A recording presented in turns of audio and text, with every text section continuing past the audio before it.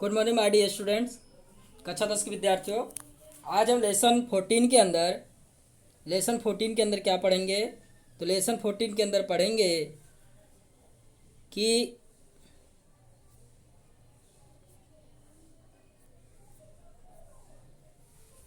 आज हम लेसन 14 में पार्ट 4 देखेंगे। साइंस के अंदर कौन सा भाग? चौथा भाग देखेंगे। चलिए हम अपने वीडियो को स्टार्ट करते हैं, शुरू करते हैं स्टूडेंट।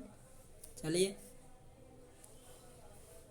देखिए, हम यह वर्णन कर ही चुके हैं। इसके पहले जो है हमने क्या किया, इन चीज़ों को पढ़ा है। ठीक है स्टूडेंट, क्या किया? इन चीज़ों को पढ़ा है, पहले ही हम इसके बारे में पढ़ चुके हैं। लेकिन यहाँ पर हम बात करेंगे कि हम वर्णन कर चुके हैं कि प्राचीन काल से ही लकड़ी का ईंधन के रूप में उपयोग होता रहा है। यानी क्या, जब पेट्रोलियम की खोज नहीं हुई थी तो उस समय क्या होता था? उस समय केवल ईंधन के रूप में लकड़ी का प्रयोग किया जाता था। इस बात को आप भली भांति परिचित हैं।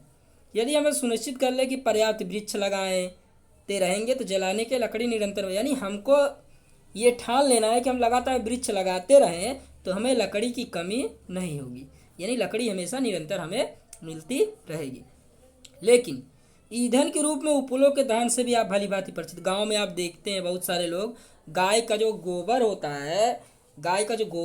है उससे क्या बनाते हैं? उपली बनाते हैं और उसको फिर सुखाते हैं, और सुखाने के बाद क्या करते हैं? चूल्हे में उसको जलाते हैं। और देखिए, भारत में पशुधन विशाल संख्या में भी है, तो हमें क्या होगा? उपली लगातार मिलती रहेगी। ठीक है, चूंकि ये जंतु और पादप उत्पाद हैं, यानी ये पौधे से मिलने वाले हैं, जानवरों से मिलने वाले ईंधन हैं। अतः इन ईंधनों के स्रोत को हम जैव मात्रा कहते हैं। यानी अगर आपसे कोई पूछे कि जैव मात्रा किसे कहते हैं स्टूडेंट, तो आप बता सकते हैं कि जैव मात्रा ईंधन की वो मात्रा है जो हमें पशु और पौधे या पादप से मिलती है। चलिए, परंतु ये ईंधन अधिक उष्मा नहीं देती। इन्हें जलाने पर अत्यधिक धुआं होता है। ये एक प्रॉब्लम है इसकी। आप लकड़ी को जलाइए, उपली को जलाइए, देखेंगे धुआं ज़्यादा होता है। इससे क्या होता है? इससे प्रदूषण होता है। ठीक है, इसलिए इन ईंधनों की दक्षता में वृद्धि करके प्रौद्योगिकी का सहारा आवश्यक है। यानी टेक्नोलॉजी में सुधार करके हम इन ईंधनों को क्या कर सकते हैं? टेक्नोलॉजी में सुधार करके हम इन ईंधनों से अधिक उष्मा प्राप्त कर सकते हैं। ठीक है, जब लकड़ी को वायु की सीमित आपूर्ति में जलाते हैं तो उसमें उपस्थित जल वाष्पशील बाहर निकलते हैं और अवशेष के रूप में चारकोल रह जाता है। ठीक है, जब लकड़ी को हम वायु की सीमित, यानी ऐसी जगह जलाइए जहाँ वायु ना हो, तो लकड़ी में क्या होता है? आपको पता है कि लकड़ी में पानी होता है, नमी होता है। जब हम सीमित मात्रा में उसको जलाते हैं तो लकड़ी से जो होता है पानी और नमी क्या होता है? दूर होता है। और लकड़ी से को सीमित वायु की मात्रा में जलाने पर जो बच जाता है, लकड़ी का जो अवशेष बचता है, उसी को हम चारकोल कहते हैं। अगर आपसे कोई पूछे कि स्टूडेंट्स चारकोल किसे कहते हैं, तो आप कहेंगे जो लकड़ी होती है उसको सीमित वायु में जलाने पर होता क्या है कि जब उसके वाष्पशील द्रव बाहर हो जाते हैं तो चारकोल बन जाता है। तो उम्मीद है आपको इतना समझ में आया होगा।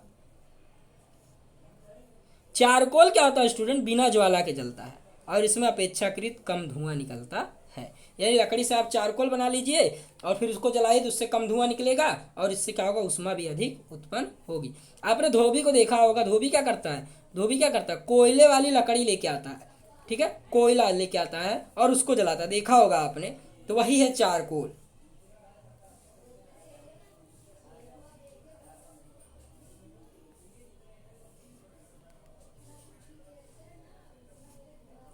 इसी प्रकार गोबर फसलों के काटने के पश्चात बचे अपशिष्ट सब्जी अपशिष्ट जैसे पादप वाहित मल ऑक्सीजन की उपस्थिति में विघटित करें तो उससे जैव गैस निकलती है। यानी कहने का मतलब है, आप गोबर ले लीजिए, फसलों का टुकड़ा ले, फसल के जो अवशेष बच जाते हैं, गेहूं वगैरह काटने का जो पराली बच जाती है, सब्जी के जो टुकड़े हैं, उन सभी को एक जगह इकट्ठे कर लीजिए, उसमें उसको एक बंद जगह पर रख दीजिए, तो आप देखेंगे उसमें से जैव गैस निकलेगी। उसे हम बायोगैस कहते हैं।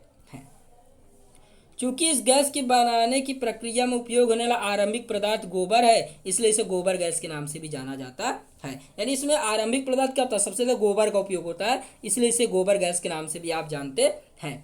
जैव गैस को एक संयंत्र में उत्पन्न किया जाता है, जिसे चित्र में दर्शाया गया। आप देखिए इस चित्र को, मैं आपको दिखाता हूँ इस चित्र को, ठीक है।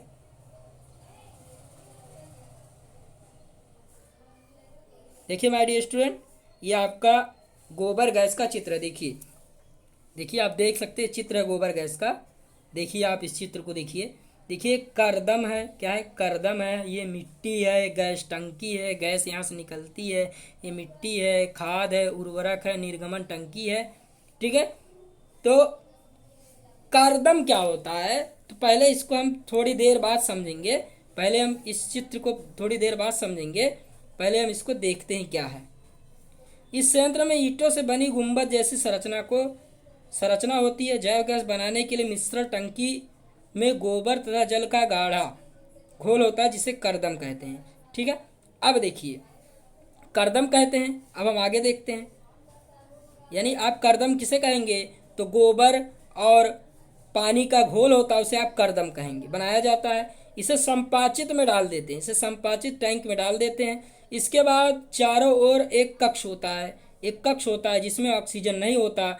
अतः जब ऑक्सीजन नहीं होता तो जो बिना ऑक्सीजन का श्वसन करने वाले जीव हैं, जिनको ऑक्सीजन की आवश्यकता नहीं होती है, वो इसको विघटित करने लगते हैं। गोबर की स्लरी के जटिल अयस्कों का क्या करता है अपघटन, यानी गोबर और जो जटिल घटक होते हैं उनका वो सरल घटक में रूपांतर कर देते हैं। अपघटन प्रक्रम पूरा होने तथा इसके फलस्वरूप मीथेन, कार्बन डाइऑक्साइड, हाइड्रोजन तथा हाइड्रोजन सल्फाइड जैसी गैस कुछ दिन में उत्पन्न होती है। जैसे ही सूक्ष्म द्वारा जो अवायवीय श्वसन करने वाले जीव हैं, जिनको श्वसन करने के लिए ऑक्सीजन की जरूरत नहीं होती है, देखिए इसमें दो प्रकार के जीव होते हैं, एक ऑक्सीजन के उपस्थिति श्वसन करने वाले और दूसरे ऑक्सीजन के अनुपस्थिति श्वसन करने वाले। तो ये जीव क्या करते हैं, अपघटन कर देते हैं। उसका फलस्वरूप आप जानते हैं मीथेन उत्पन्न होता है, कार्बन डाइऑक्साइड उत्पन्न होता है, हाइड्रोजन उत्पन्न होता है, हाइड्रोजन सल्फाइड जैसे गैसें कुछ दिन में उत्पन्न होने लगती हैं। जैव गैस को संपाचित के ऊपर बनी गैस टैंक में एकत्र किया जाता है।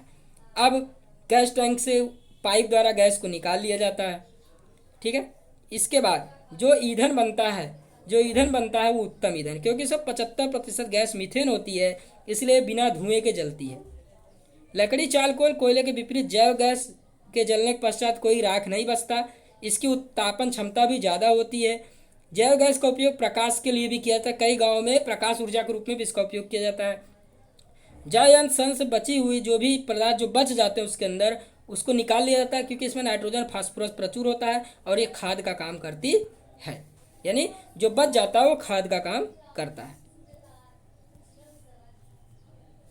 चलिए स्टूडेंट अब आगे देखते हैं। इस प्रकार जैव अपशिष्टों वाहित मल का उपयोग करके जैव गैस निर्मित करके हम कई उद्देश्यों को पूर्ण कर सकते हैं।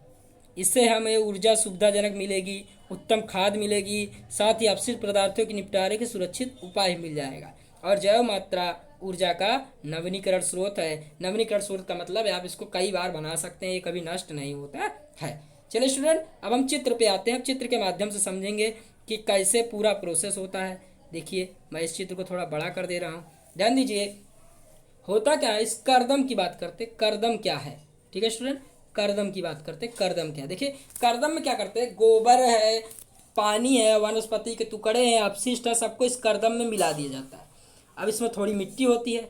जब ये करदम इसके अंदर जाता है यहाँ पर, तो यहाँ पर क्या होता है, वायु नहीं होती है, ठीक है। धीरे धीरे यहाँ पर जो अवायवीय श्वसन है, जैसे बैक्टीरिया जो वायु की उपस्थिति श्वसन नहीं करते हैं, वो क्या करते हैं, इसको विघटित कर देते हैं और एक गैस बन जाती है। गैस कौन सी बनेगी, कार्बन डाइऑक्साइड बनेगी, हाइड्रोजन सल्फाइड बनेगी, फिर हाइड्रोजन गैस बनेगी। इन सभी गैसें यहाँ बनती है। फिर गैसों को पाइप के द्वारा इस निकास नली से निकाल लिया जाता है। इसके बाद इसमें जो बच जाता है वो खाद होता है। खाद का उपयोग आप क्या कर सकते हैं, खेतों में कर सकते हैं। यानी कहने का मतलब जो भी कचरा है, जो भी अपशिष्ट है, उसको हमें कहीं फेंकने की ज़रूरत नहीं होती और हम उसका एक बेहतरीन उपयोग कर सकते हैं। और देखिए स्टूडेंट, इसके अंदर अगर आपको पूछे कि बायोगैस सबसे अधिक मात्रा किस गैस की होती है, तो आप बिना सोचे जवाब दीजिएगा कि मीथेन की होती है। किसकी, मीथेन की। मीथेन की 75% मात्रा किसमें होती है, बायोगैस के अंदर होती है। तो उम्मीद है स्टूडेंट आपको टॉपिक समझ में आया होगा। चलिए हम अगले टॉपिक पे आते हैं। हमारा अगला टॉपिक है पवन ऊर्जा। देखिए आप एक चित्र देख रहे होंगे, ये देखिए चित्र आप देख रहे होंगे, ये चित्र क्या है, ये पवन चक्की का चित्र है। किसका चित्र है, पवन चक्की का चित्र है। आप इसके माध्यम से क्या होता है, देखिए स्टूडेंट, बहुत तेजी से जब हवा चलती है तो ये घूमता है। ये चक्की क्या होता है, ये जो चक्र है यहाँ पे, जो जो पंखा लगा हुआ है घूमता है, और यहाँ पे एक टरबाइन लगा होता है। यानी इस गतिज ऊर्जा का उपयोग करके हम विद्युत ऊर्जा प्राप्त करते हैं। देखिए पवन ऊर्जा के बारे में हम बात कर लेते हैं। पवन ऊर्जा के बारे में हम क्या बात करेंगे, तो चलिए स्टूडेंट हम पवन ऊर्जा के बारे में देख लेते हैं कि क्या है, कैसे काम करता है पवन ऊर्जा, और किस प्रकार से ऊर्जा का उत्तम स्रोत भी गिना जा सकता है। चलिए, पवन ऊर्जा कक्षा 9 में हमने देखा किस प्रकार से सूर्य के विकिरणों के द्वारा भूखंडों में, जलाशयों में असमान तप्त होने के कारण वायु में गति उत्पन्न होती है। यानी सूर्य प्रकाश से जब वायुमंडल गर्म होता है तो वायु जो होती है गर्म स्थान से ठंडे स्थान की ओर चलने लगती है, क्योंकि जब वायु गर्म होती है तो उसका दबाव क्या होता है, कम होता है। टेम्परेचर लो तो प्रेशर ज़्यादा, और जहाँ पे दबाव ज़्यादा तो हवा अधिक दबाव से कम दबाव की ओर चलने लगती है। इस प्रकार से क्या होता है, वायु चलती है। तो यहाँ पर हम वायु की गति जब होती है तो पवन चलती है। वायु गतिशील वायु का हम पवन कहते हैं। पवन की गति ऊर्जा का उपयोग कार्यों करने के लिए किया जाता है। पवन ऊर्जा का उपयोग आप काफ़ी शताब्दियों से कर रहे हैं। इसके अलावा पवन चक्कियों द्वारा यांत्रिक कार्यों करने के लिए भी इसका उपयोग होता है। यानी पवन ऊर्जा क्या है, काफ़ी समय से इसका उपयोग होता चला आ रहा है, आज का ही नहीं है। पुराने समय से आप देखते होंगे कि धान को ओसाने के लिए ऐसा क्या करते हैं, पूरा भूसी वगैरह अलग करने के लिए इसका उपयोग कर लिया जाता है। उदाहरण के लिए किसी पवन चक्की द्वारा प्रचलित जल पंप, यानी कि पवन चक्की के माध्यम से आप क्या कर सकते हैं, कुओं से पानी खींच सकते हैं। इसके अलावा आजकल पवन ऊर्जा का उपयोग विद्युत उत्पन्न करने में किया जा रहा है। ठीक है, पवन चक्की की संरचना वस्तुतः किसी विशाल विद्युत पंखे के समान होती है। आपने देखा, जिसे किसी दृढ़ आधार कुछ ऊंचाई पर खड़ा किया जाता है। आपने अभी चित्र में देखा, पवन चक्की जब घूमती है तो उसको विद्युत उत्पन्न करने में इसमें जनरेटर लगा दिया जाता है। जब जनरेटर लगा देता है, टरबाइन क्या होता है, उस चक्र के माध्यम से घूमता है, जनरेटर लगा के हम भी विद्युत ऊर्जा उत्पन्न करते हैं। देखिए, पवन चक्की द्वारा किसी एक चक्की द्वारा निर्गत उत्पन्न विद्युत बहुत कम होता है, इसलिए इसका व्यापारिक उपयोग संभव नहीं है। लेकिन अगर किसी बड़े क्षेत्र में एक से अधिक पवन चक्कियां लगा दी जाए, इन चक्कियों को एक साथ जोड़ दिया जाए, यानी किसी बड़े क्षेत्र में एक से अधिक पवन चक्कियां हो तो उसे हम पवन फार्म कहते हैं, विंड फार्म। अगर एक से अधिक पवन चक्कियां हो तो उसे हम क्या कहेंगे, विंड फार्म कहेंगे। और इसको हम क्या करते हैं, बहुत बड़े पैमाने पर विद्युत प्राप्त कर सकते हैं। इसका उपयोग नेट ऊर्जा द्वारा पवन चक्कियों द्वारा विद्युत ऊर्जा का उपयोग करके बराबर होता है। यानी इसमें जो विद्युत ऊर्जा प्राप्त होती है तो कुल पवन चक्कियों द्वारा निर्गमित ऊर्जा के योग के बराबर होती है। स्टूडेंट, उम्मीद आपको समझ में आया होगा। देखिए, एक इन्फॉर्मेशन आपके लिए, सूचना है। डेनमार्क पवनों का देश है, पवनों का देश है। देश में 25% से अधिक विद्युत पूर्ति पवन चक्कियों द्वारा की जाती है। अगर आपसे कोई पूछे सर्वाधिक पवन चक्कियों द्वारा विद्युत उत्पन्न करने वाला देश कौन सा है, तो आप बिना झिझक जवाब दीजिएगा कि ये डेनमार्क इस क्षेत्र में अग्रणी है। जबकि भारत पवन ऊर्जा द्वारा विद्युत उत्पन्न करने के लिए भारत का 5वां स्थान है। विश्व में 5वें स्थान पर भारत पवन ऊर्जा का उपयोग करने में। यदि हम पवनों द्वारा विद्युत उत्पादन की अपनी क्षमता को पूरा कर लें तो एक अनुमान के मुताबिक हम 45,000 मेगावाट विद्युत शक्ति का उपयोग कर सकते हैं। यानी अगर हम पूरी क्षमता से पवन ऊर्जा का उपयोग करें तो 45,000 मेगावाट बिजली उत्पन्न कर सकते हैं। तमिलनाडु के कन्याकुमारी के समीप भारत का विशालतम पवन ऊर्जा फार्म स्थापित किया गया है। अगर आपसे पूछे भारत का विशालतम पवन ऊर्जा फार्म कहाँ पर है, तो आप बिना सोचे जवाब देंगे कि तमिलनाडु में कन्याकुमारी के समीप है। तो यहाँ पर जो विद्युत ऊर्जा उत्पन्न हो रही है 380 मेगावाट उत्पन्न होती है। पवन ऊर्जा नवीनीकरण ऊर्जा का एक पर्यावरणीय हितैषी स्रोत, दक्ष स्रोत है। यानी इससे क्या होगा, इससे कोई प्रदूषण नहीं होगा। इसके द्वारा विद्युत उत्पादन के लिए बार बार धन खर्च करने की आवश्यकता नहीं है। एक बार आप पवन चक्की लगा दीजिए तो बार बार आपको खर्च करने की जरूरत नहीं पड़ती। परंतु पवन ऊर्जा कुछ सीमाएं हैं। सीमा क्या है, आपको अगर पूछे कोई कि पवन ऊर्जा की मर्यादा क्या है स्टूडेंट, तो आप बताएंगे किसकी मर्यादा है कि पवन ऊर्जा फार्म केवल उन्हीं क्षेत्रों में स्थापित किया जाएगा जहाँ वर्ष के अधिकांश, यानी पहली कंडीशन क्या है, पहली मर्यादा है कि अगर तेज हवा नहीं चलेगी कि पवन ऊर्जा हम उत्पन्न नहीं कर सकते हैं। इसके अलावा पवन की गति 15 किलोमीटर से ज़्यादा होनी चाहिए। अगर इससे कम है तो पवन ऊर्जा उत्पन्न नहीं होगी। इसके साथ ही संचालक सेलों द्वारा जैसी पूर्ति कर सुविधा भी होनी चाहिए। यानी हम क्या करें कि जो पवन ऊर्जा से विद्युत ऊर्जा उत्पन्न हो उसको संग्रहित करने की हमारे पास पर्याप्त क्षमता होनी चाहिए। मान लीजिए आप विद्युत उत्पन्न कर दिए लेकिन संग्रहित करने की क्षमता ही नहीं है तो आप उसका उपयोग नहीं कर पाएंगे। ऊर्जा फार्म स्थापित करने के लिए एक विशाल भूखंड की आवश्यकता होती है। 1 मेगावाट जनित पवन फार्म की लगभग 2 हेक्टेयर भूमि चाहिए। यानी 1 मेगावाट यानी इसके लिए बहुत ज़्यादा जगह की जरूरत होती है। कम जगह में आप विद्युत उत्पन्न नहीं कर सकते। पवन ऊर्जा फार्म स्थापित करने का आरंभिक लागत अत्यधिक है। इसके लिए अतिरिक्त पवन चक्कियों के दृढ़ आधार पंखुड़ियाँ वायुमंडल में खुले होने चाहिए। चक्रवात, धूप, वर्षा, प्राकृतिक आपदाओं के सहन करे, वरना अगर जोर से आंधी आ जाए तो गिर जाए तो ऐसा नहीं चलेगा। तो इसके लिए उच्च स्तर पर रख रखाव यानी इसको देखभाल करने की जरूरत पड़ती है। डियर स्टूडेंट, यहाँ हमने 2 टॉपिक कवर किया। ठीक है, यहाँ पर हमने 2 टॉपिक से कवर किया। अब हम इसी में आगे देखते हैं। आज के लिए इतना स्टूडेंट, अब हम इसके आगे का अगले वीडियो में बात करेंगे। Thank you very much.